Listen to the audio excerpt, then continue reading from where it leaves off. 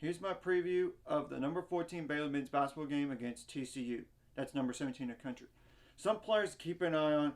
I'm pretty sure Mike Miles is not going to be available for this game with a knee injury that hyperextended, but I'm going to mention him in a way because I'm not sure if he's going to play, but I would highly doubt it. Number 1, 6'2", 195-pound guard. That's a junior. 18.1 points per game, 20 for 64 on threes, 87 for 119 on free throws, 2.8 rebounds per game, 3 assists per game, 2.7 turnovers per game, 1.4 steals per game, 2.1 fouls per game. Emmanuel Miller, number 2, 6'7", 217-pound forward. That's a senior. 13 points per game, 15 for 31 on threes, 27 for 39 on free throws, 6.5 rebounds per game, 1.9 turnovers per game, 1 steal per game, 1.8 blocks per game, and 2 fouls per game. Damian Ball, number 10, 6'4", 194-pound guard. That's a senior. 13 points per game, 14 for 53 on threes, 60 for 81 on free throws, 4.2 rebounds per game, 5.2 assists per game, 2.9 turnovers per game, 1.8 steals per game, 1.6 fouls per game. Jacoby Coles, number 21, 6'7", 216-pound forward. That's a sophomore. 8.3 points per game, 16 for 51 on threes, 38 for 44 on free throws, 4.1 rebounds per game, 0.6 turnovers per game, 0.6 blocks per game, 2.6 steals per game, 1.6 fouls per game. Micah Peavy, number 0, 6'7", 215-pound guard. That's a junior. 7.6 points per game, 6 for 33 on threes, 36 for 52 on free throws, 3.2 rebounds per game, 1.1 turnovers per game, 1.2 steals per game, 0.8 blocks per game, 2.4 fouls per game. Chuck O'Bannon, junior, number 5, 6'6", 215-pound forward. That's a senior. 7.5 points per game, 26 for 57 on threes, 39 for 55 on free throws, 3.4 rebounds per game, 1 steal per game, 1 block per game, 2.7 turnovers per game, 2 fouls per game. Eddie Lampkin Jr., number 4, 6'11", 263-pound center. That's a sophomore. 7.1 rebounds per game, 23 for 38 on free throws, 6.3 rebounds per game, 1.4 turnovers per game, 0.7 steals per game, 1.6 fouls per game. I know he's been kind of dealing with an ankle thing too, but it seems like he's okay, all good to go now. But you never know. But I'm just going to mention him anyway.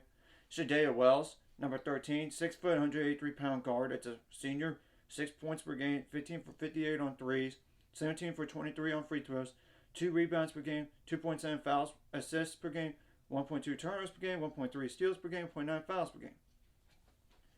Xavier Cork, number 12, 6'9", 230-pound forward. That's a junior. 4.5 rebounds per game, 26 for 43 on free throws, 2.5 rebounds per game, 2.2 fouls per game. I'm not going to mention this next guy. He hasn't played in a long time, it appears. But the next following guy is Rondell Walker, number 11, 6'5", 185-pound guard. That's a junior. 2.2 points per game, 10 for 22 on threes, 4 for 5 on free throws, and 0.9 fouls per game. Well, first of all, you need to find a way to win this game because right now it's a 4-way tie for second place in the Big 12. You need to get closer, and you don't want TCU to sweep you either. Now, overall, foul trouble needs to be limited, and I'm not sure at this time if LJ Cryer is going to even play this game because of a foot injury, but it's not the same as last year thing.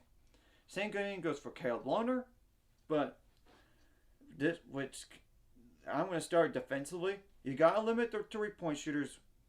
You got to keep them not as efficient. You got to limit the transition points, fast break points, points in the paint, second chance points.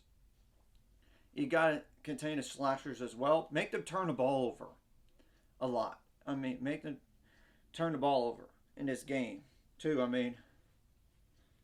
That's the thing. And offensively, you got to be efficient. You got to take good shots. Be crisp on your passing. Get more assists than last game. The turnovers, you got to limit those, which you've been doing a lot better job since the beginning of conference.